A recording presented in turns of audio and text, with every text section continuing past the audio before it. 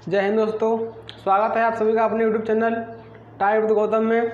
दोस्तों आज का जो आपका टॉपिक है वो टॉपिक है राजपूत काल। कौन सा? जो राजपूत काल है। तो राजपूत काल के ऊपर आज हम लोग चर्चा करेंगे कि किस तरह से राजपूत काल की उत्पत्ति हुई और कौन कौन से जो वंश थे जो राजपूत काल में आकर उन्होंने अपना साम्राज्य को स्थापित किया।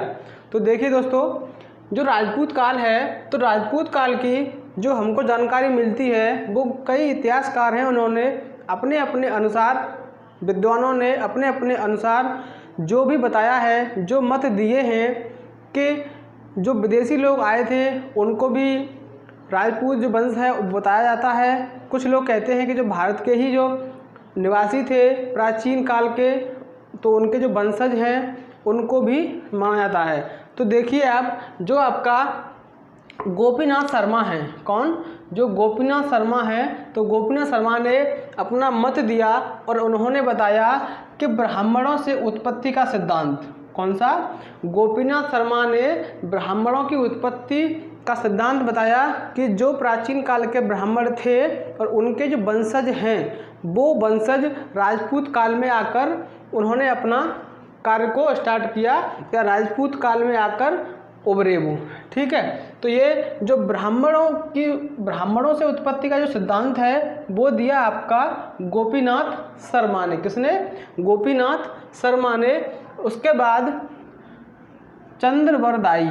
कौन? चंद्रवरदाई, जिन्होंने पृथ्वीराज रासों जो पुस्तक लिखी है उसके जो रचयिता हैं चंद्रवरदाई। तो चंद्रवरदाई ने बताया कि अग्निकुंड, किससे? अग्निकुंड से उत्पत्ति का सिद्धांत। इन्होंने अपना जो सिद्धांत दिया अग्निकुंड से उत्पत्ति का सिद्धांत, यानी कि माउंट आबू पर एक ऋषि थे आपके वशिष्ठ। कौन? ऋषि थे आपके वशिष्ठ। तो वशिष्ठ ने एक यज्ञ किया। क्या किया? वशिष्ठ ने एक यज्ञ किया, क्योंकि ये ब्राह्मण लोग थे तो इन पर बहुत ज़्यादा अत्याचार हो रहे थे। तो उन अत्याचारों को दूर करने के लिए इन्होंने भगवान से गुहार लगाई और इन्होंने एक यज्ञ किया और यज्ञ से 4 लोग थे या 4 जो वंश हैं वो सामने उभर कर आए, यानी कि अग्निकुंड की उत्पत्ति का सिद्धांत है वो दिया है चंद्रवरदाई ने।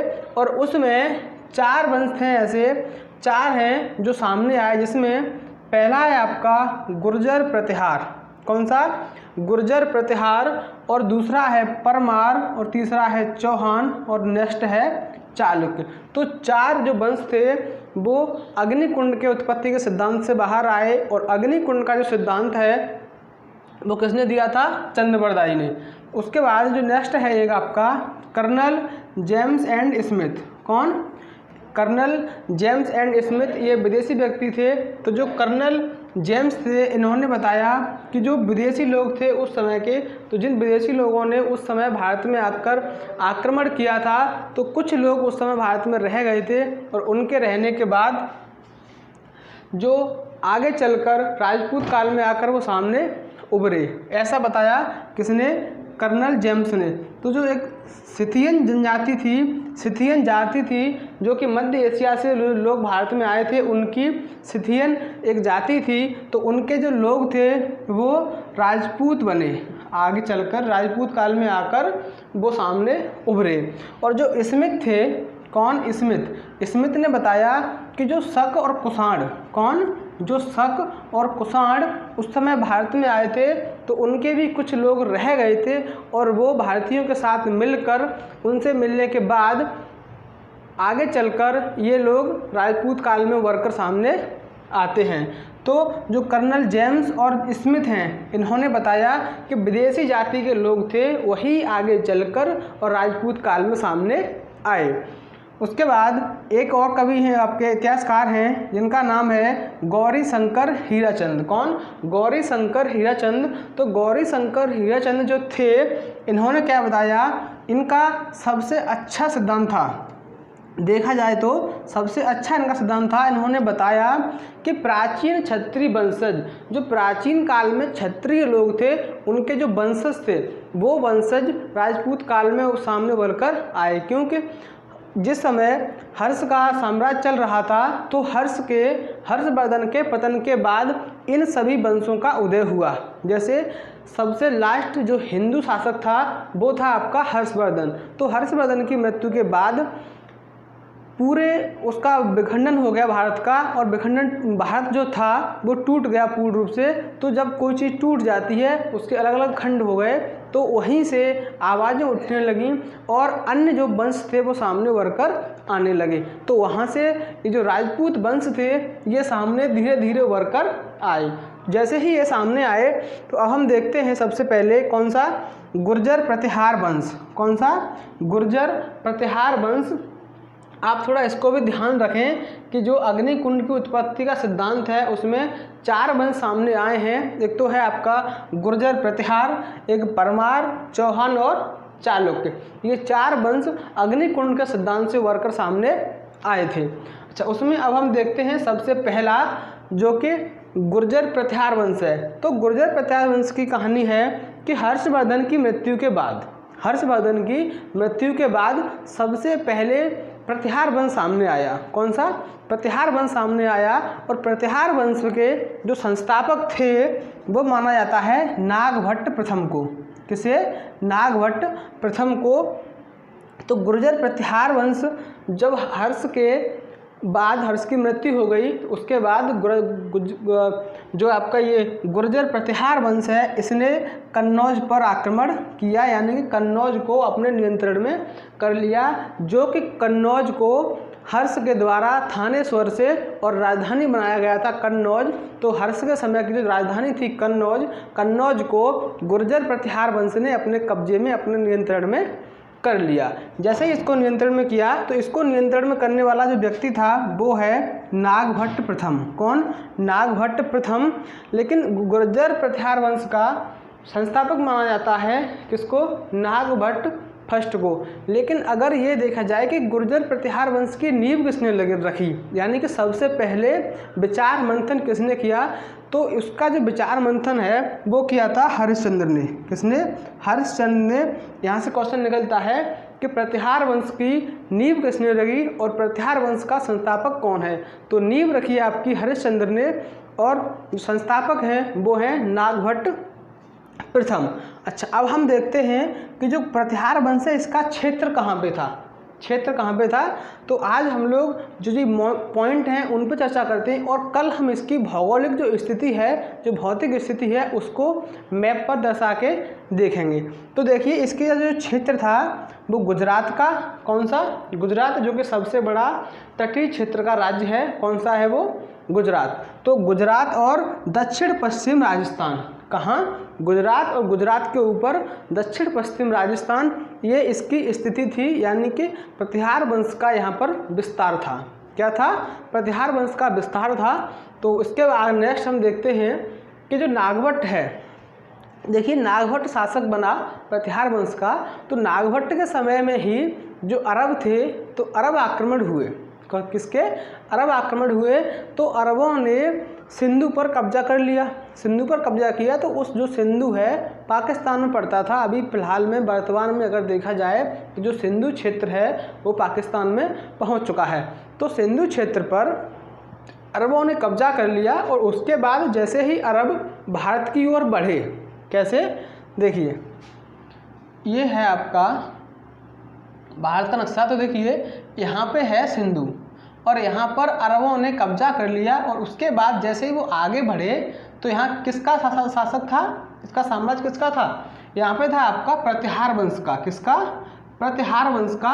और प्रतिहार वंश जो है उसका जो शासक था वो था नागभट्ट। तो नागभट्ट ने इन अरबों को यहाँ आने से असफल कर दिया, यानी कि यहाँ नहीं आने दिया, उनसे युद्ध चला और यहाँ नहीं आने दिया। तो जो गुजरात और राजस्थान का क्षेत्र था इस क्षेत्र से अरबों को भारत में प्रवेश नहीं करने दिया। तो जो नागभट्ट फर्स्ट के समय अरब आक्रमण हुआ, ठीक है, और इसमें जो अरब आक्रमण था, अरब आक्रमण में नागभट्ट प्रथम की विजय हुई और जो विदेशी थे उनको भारत में प्रवेश नहीं मिला। उसके बाद जो नेक्स्ट शासक बना वो नागभट्ट के बाद बनता है आपका वत्सराज। कौन, वत्सराज शासक बना नागभट्ट के बाद जो कि नागभट्ट का पुत्र था, ये नागभट्ट फर्स्ट का वत्सराज शासक बना। तो इसके शासन बनने के बाद क्या हुआ कि एक राजा था, कौन सा, एक राजा था आपका किसका, पाल वंश का। एक पाल वंश का राजा था। तो पाल वंश के राजा के समय क्या हुआ कि पाल वंश और वत्सराज जो ये दोनों थे, इनके बीच एक त्रिपक्षीय संघर्ष छिड़ गया। कौन सा त्रिपक्षीय संघर्ष था एक। तो वत्सराज के समय त्रिपक्षीय संघर्ष छिड़ा और त्रिपक्षीय संघर्ष में नागभट्ट फर्स्ट और धर्मपाल, इन दोनों राजाओं के बीच संघर्ष हुआ। तो उसमें क्या हुआ कि वत्सराज ने धर्मराज को पराजित कर दिया। धर्मराज जो कि पाल वंश का एक शासक था, किसका, पाल वंश का एक शासक था। तो अब हम देखते हैं जो वत्सराज है जो कि नागभट्ट फर्स्ट के बाद शासक बना, इसकी जो जानकारी है, इसकी जो विजय है या इसके बारे में जो भी हमको जानकारी मिलती है वो कहाँ से मिलती है। तो देखिए जैन ग्रंथ हैं, कौन से जैन ग्रंथ हैं। तो जैन ग्रंथ वत्सराज के बारे में हमको जानकारी देते हैं। तो जैन ग्रंथ में एक है आपका कुवलमाला और दूसरा है हरवंश पुराण।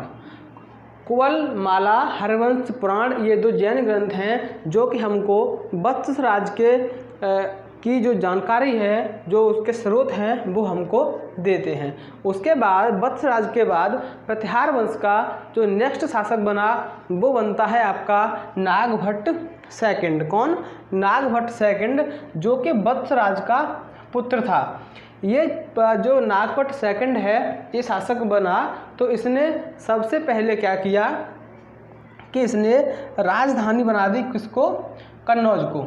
कन्नौज को नागभट्ट सेकंड ने कन्नौज को राजधानी बनाया। किसने, नागभट्ट सेकंड ने कन्नौज को राजधानी बनाया। लेकिन उससे पहले जो राजधानी थी गुर्जर प्रतिहार वंश की, तो उससे पहले थी, यहाँ लिखे देता हूँ, उज्जैन। कौन सी, उससे पहले राजधानी थी, जब गुर्जर प्रतिहार वंश सामने आया तो उससे पहले राजधानी थी कौन सी, उज्जैन। और उज्जैन से फिर हो गई कौन सी, कन्नौज। ठीक है, उससे पहले उज्जैन और उज्जैन के बाद हो गई आपकी कन्नौज। तो कन्नौज जो राजधानी बनाई वो किसने बनाई, नागभट्ट सेकंड ने कन्नौज को राजधानी बनाया। अच्छा, नागभट्ट सेकंड के बाद जो नेक्स्ट शासक हुआ आपका वो रहा नागभट्ट सेकंड का पुत्र जो कि मिहिर भोज। कौन, मिहिर भोज। और मिहिर भोज सबसे प्रतापी राजा था, प्रतिहार वंश का मिहिर भोज सबसे प्रतापी राजा था, जिसने आदिवरा की उपाधि धारण की थी। किसने, आदिवरा की उपाधि धारण की थी, मिहिर भोज ने। ये क्वेश्चन लेकर पूछता है कि आदिवरा की उपाधि किसने धारण की थी, तो मिहिर भोज ने आदिवरा की उपाधि धारण की थी। अच्छा, उसके बाद नेक्स्ट है मिहिर भोज का पुत्र। कौन, महेंद्रपाल फर्स्ट। तो महेंद्रपाल जो फर्स्ट है वो शासक बना और इसने कुछ ज़्यादा खास नहीं किया, लेकिन महाराजाधिराज और परमेश्वर की उपाधि धारण की। किसकी, ये अपने आप को परमात्मा मानता था, तो इसने परमेश्वर और महाराजाधिराज की उपाधि को धारण किया था। किसने, महेंद्रपाल फर्स्ट ने। और उसके बाद जो नेक्स्ट शासक रहा, अंतिम शासक रहा, वो रहा आपका यशपाल। यशपाल प्रतिहार वंश का अंतिम शासक रहा प्रतिहार वंश का। कौन, यशपाल। तो ये हो गया आपका पूरा गुर्जर प्रतिहार वंश और राजपूत काल के जो स्रोत हैं वो। उसके बाद जो नेक्स्ट वंश सामने आया गहड़वाल वंश। कौन सा, गहड़वाल वंश। तो गहड़वाल वंश ने क्या किया कि जैसे ही प्रतिहार वंश का पतन हुआ, तो प्रतिहार वंश के पतन होने के बाद गहड़वाल वंश जो था उसने कन्नौज पर अधिकार कर लिया। राजधानी तो कन्नौज ही थी, यानी कि जो मेन पॉइंट था, जो सेंटर पॉइंट था, वो आपका कन्नौज था। और कन्नौज को गहड़वाल वंश ने प्रतिहार वंश के पतन के बाद अपने नियंत्रण में कर लिया। तो देखिए कि प्रतिहार के पतन के बाद कन्नौज पर नियंत्रण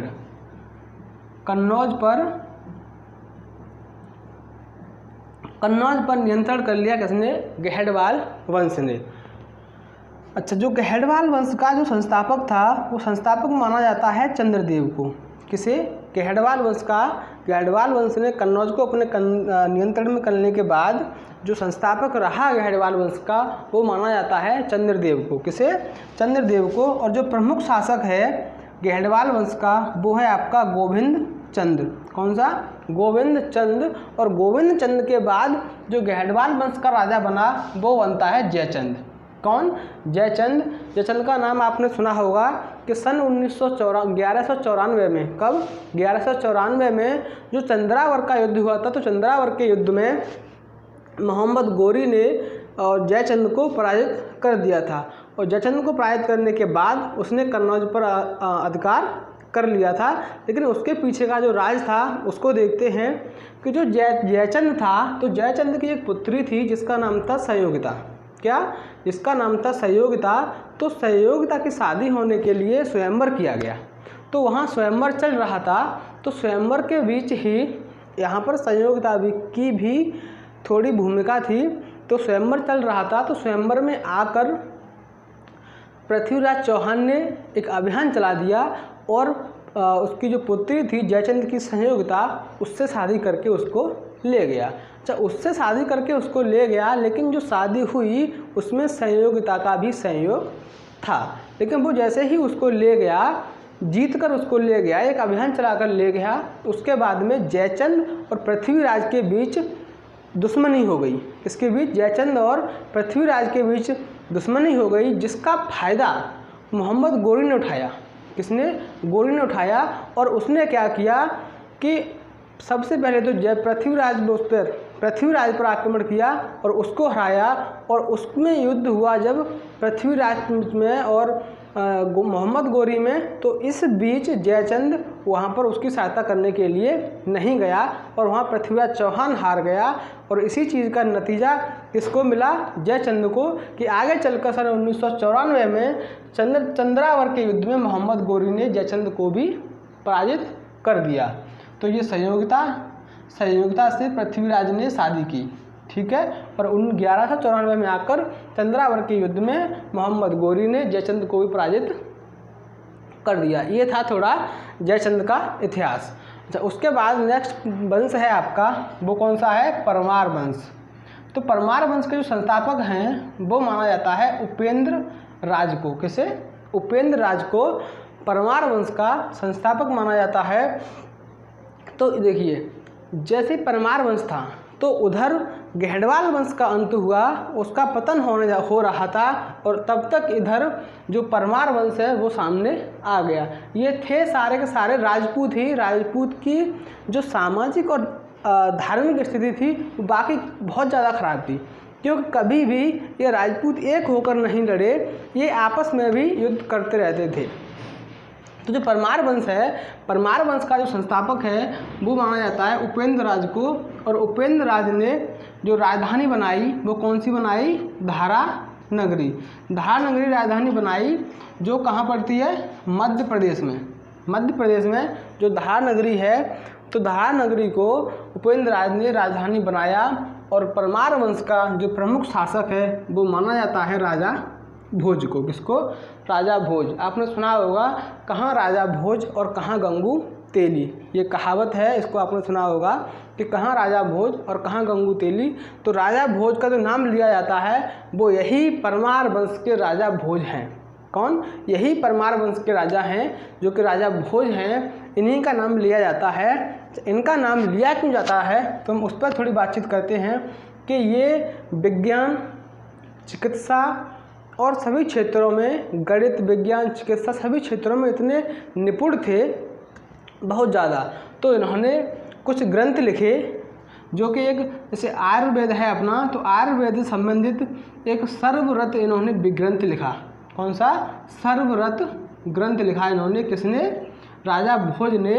और एक लिखा समराम सूत्रधार की रचना किसने की? राजा भोज ने। राजा भोज ने समराम सूत्र की रचना की। और सर्वत्र जो वेद है, ग्रंथ है, उसको भी लिखा था इन्होंने, जो कि आयुर्वेद से संबंधित माना जाता है इसको। और भी कई सारे हैं, जैसे विज्ञान के क्षेत्र में है, गणित के क्षेत्र में है, और उसके बाद जो आपका टेक्नोलॉजी है उसके क्षेत्र में भी है। तो इस तरह का इनको बहुत ज़्यादा ज्ञान था, इसीलिए इनका नाम इतना प्रचलित हो गया राजा भोज का, और इसी पर कहावत है एक कि कहाँ राजा भोज और कहाँ गंगू तेली, क्योंकि राजा भोज बहुत विद्वान था और कहाँ गंगू तेली, लेकिन ये दोनों एक परम मित्र थे। अच्छा, उसके बाद हम आगे देखते हैं कि जो परमार वंश के जो राजा थे, ये राजा भोज, इन्होंने क्या किया कि भोजपुर में नगर की स्थापना की। किसकी?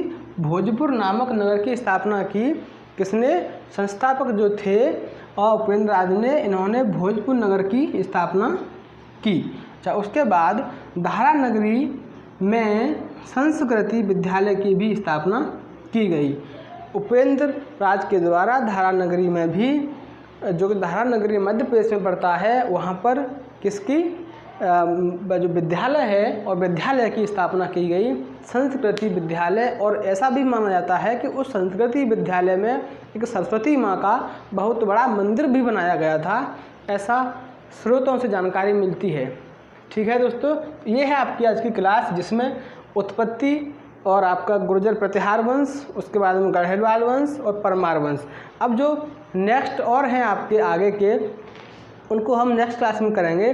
जैसे कि चालुक्य वंश हो गया, और भी आपके कई सारे हैं, तो उन पर हम कल बात करते हैं। ठीक है, चालुक्य वंश है, चौहान वंश रह गया आपका, यानी कि इसमें टोटल 7 वंश हैं। वंश तो इसमें 36 हैं। कितने? इसमें टोटल 36 वंश हैं। 36 वंशों में से जो 7 वंश हैं जो आपको सिर्फ पढ़ने हैं, जिसमें 3 आपने आज पढ़ लिए, गुर्जर प्रतिहार, गढ़वाल, परमार, और 3 आपने आज पढ़ लिए, गुर्जर प्रतिहार, गढ़वाल और परमार। और उसके बाद जो नेक्स्ट है वो हम किस में पढ़ेंगे, वो कल की क्लास में हम पढ़ेंगे। चलिए दोस्तों, आज के लिए इतना ही काफ़ी। मिलते हैं नेक्स्ट क्लास में। जो भी लोग वीडियो को देखते हैं, तो सभी लोग, ये आपकी जिम्मेवारी है, सभी लोग वीडियो को शेयर करें और कमेंट में बताएं कि क्लास कैसी लगी। आज के लिए इतना ही काफ़ी। All the best, thank you so much. मिलते हैं नेक्स्ट क्लास में।